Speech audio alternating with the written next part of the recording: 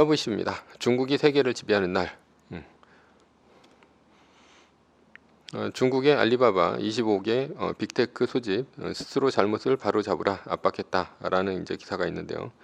블룸버그 통신에 따르면 중국 공업정보화부는 지난달 30일 중국의 25개 빅테크를 소집해 인터넷 산업 집중 단속을 앞두고 자진해서 잘못을 바로잡으라 이렇게 지시를 했습니다.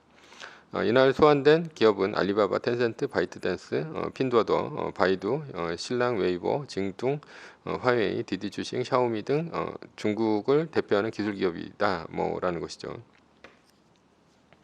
이후에 중국의 빅테크는 기부 행렬이 이어지고 있습니다. 결론부터 얘기하자면 중국은 스스로를 파괴 중이다라는 것입니다. 현대의 부가가치는 제조업에서 나오지 않습니다. 플랫폼 기업에서 부가가치가 나옵니다. 제조업은 이미 플랫폼 기업의 노예가 되었습니다. 대표적인 플랫폼 기업인 애플의 시총은 2조 5천억 달러를 넘었습니다. 한 회사의 시가총액이 한국의 코스피 시가총액을 넘어선 것이죠. 따라서 중국의 공산당은 빅테크를 탄압을 하고 중국 제조 2025와 같은 첨단 제조업에 집중하면서 중국은 선진국으로 가는 길을 잃어버렸다라고 볼 수 있습니다. 왜 잃어버렸냐? 여기에 대해서 자세히 설명드리겠습니다. 미국이 가장 무서워하는 것은 틱톡과 같은 플랫폼 기업이 미국에 침투하는 것입니다. 왜냐하면 모든 부가가치는 광고로부터 나오기 때문입니다. 광고는 그냥 광고가 아니죠. 인간의 본성을 알아야 하는 고도의 인문학적 통찰입니다.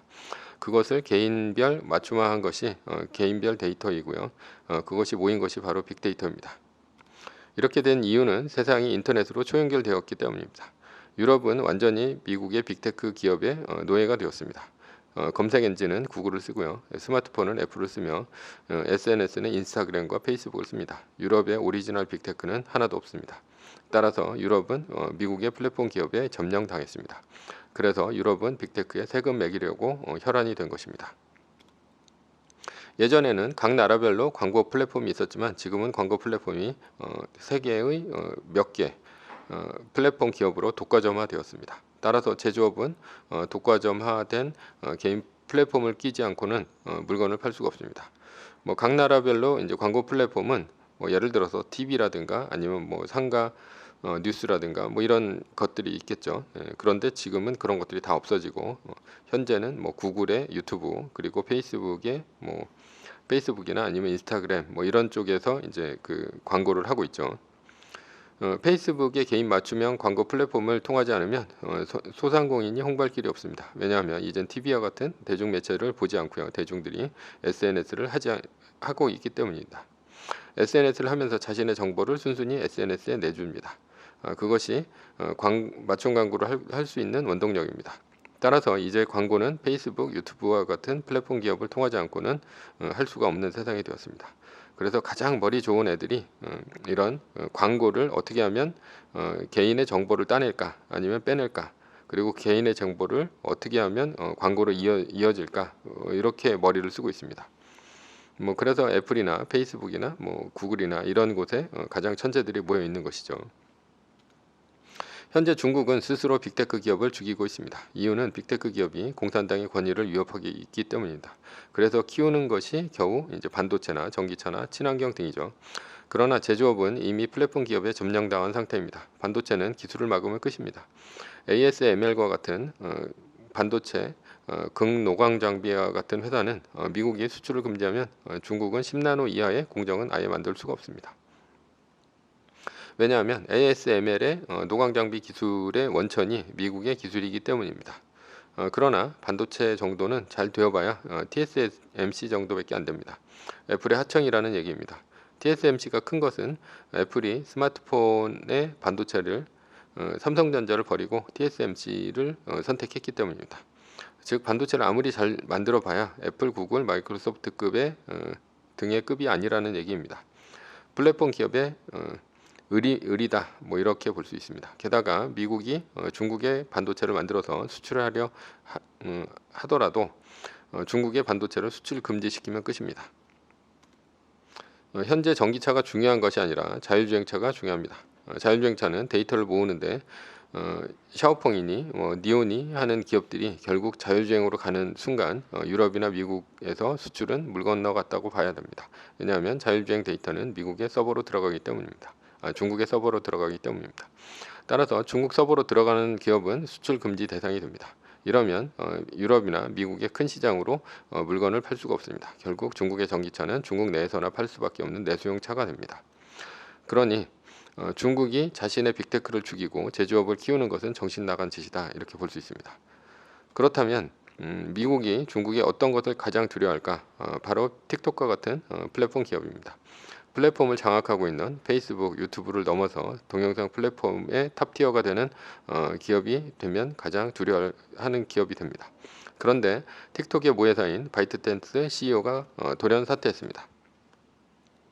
틱톡 개발사 바이트댄스 장이밍 CEO 돌연 사퇴. 동영상 서비스의 틱톡 개발사인 바이트댄스의 장이밍 창업자 겸 최고 경영자가 돌연 대표직에서 물러난다고 선언했다. 최근 정보기술 기업에 대한 중국 당국의 규제 압박이 원인이라는 분석이 나온다. 바이트댄스의 CEO 자리에는 중국 공산당이 앉습니다. 공산당 CEO에게 틱톡의 혁신을 바랄 수 있을까요? 예. 미국에게는 악몽인 시나리오가 있습니다. 중국의 빅테크 기업이 미국, 유럽, 아시아 등의 진출로 플랫폼 시장을 장악하는 것입니다. 유통을 알리바바나 중증이 먹고 SNS를 텐센트가 석권하고 틱톡이 동영상 플랫폼을 장악하고 메이투안 디엠핑이 배달을 하고 그 다음에 디디추싱이 우버를 이긴다면 부가가치는 모두 중국으로 쏠려 들어갈 것입니다. 이것은 미국이 마음먹고 금융공격을 한다 하더라도 결코 이들 기업을 죽이지 못할 것입니다. 이런 때가 온다면 중국이 세계를 지배하는 날이 오게 된 것입니다. 왜냐하면 현재와 미래의 모든 부가가치는 빅테크가 빨아들이고 있기 때문입니다. 지금은 농업의 시대가 아닙니다. 농업의 시대에는 토지에서 모든 부가가치가 나왔습니다. 따라서 전쟁에서 이기면 땅을 빼앗았고요. 배당금으로 금을 받았습니다. 그러나 이제는 전쟁을 한다 해도 땅을 받지 않습니다. 왜냐하면 땅에서 나오는 부가가치가 거의 없기 때문입니다. 따라서 땅을 빼앗을 이유가 없으며 오히려 땅을 빼앗는다면 수많은 난민만이 발생합니다. 그 나라의 GDP 평균만을 떨어뜨릴 뿐입니다. 중국이 로스앤젤레스를 점령한다 해도 헐리우드의 부가가치를 빼앗아 올 수 없는 것과 같은 이유입니다. 그러니 현재의 부가가치는 개인의 데이터에서 나옵니다. 현재의 개인 데이터는 과거의 황금이다, 이렇게 볼 수 있습니다. 그러나 중국의 플랫폼 기업은 공산당의 견제와 CEO 등의 교체로 해외 진출은 꿈도 꾸지 못합니다. 지금이 터닝 포인트이고 도약할 시점인데도 말입니다. 그러나 빅테크를 키울 수 없는 중국 공산당의 현실이 중국 스스로를 파괴할 수밖에 없습니다. 왜냐하면 빅테크는 자본주의 산물이며 열린 사회와 자유주의를 기반으로 하고 있기 때문입니다. 폐쇄된 감시사회의 중국과는 어울리지 않습니다. 그러나 근본적으로 중국 공산당과 빅테크는 공존할 수 없는 이유가 있습니다. 빅테크의 근본 성격은 열린 독재자이기 때문입니다. 열린 독재자란 국민 스스로가 자신의 데이터를 플랫폼에 스스로 바치고 있기 때문입니다. 페이스북이 욕망을 자극해 정보를 공유하지 않으면 안 되는 상황을 만들고 있지 않습니까? 그러니 폐쇄적인 독재자 공산당과 열린 독재자인 빅테크는 서로 양립할 수 없습니다. 공산당은 인민에 대한 권력을 빅테크와 나눌 수 없기 때문입니다. 결론입니다. 결국 중국은 빅테크를 스스로 파괴하고 자멸할 것입니다. 이것이 중국의 현재이며 공산당의 딜레마인 상황입니다. 그러니 중국이 공산주의를 뜯어 고치기 전에는 중국이 세계를 지배하는 날은 오지 않을 것입니다. 그러나 중국이 공산주의를 뜯어 고치면 공산주의는 멸망하게 될 것입니다.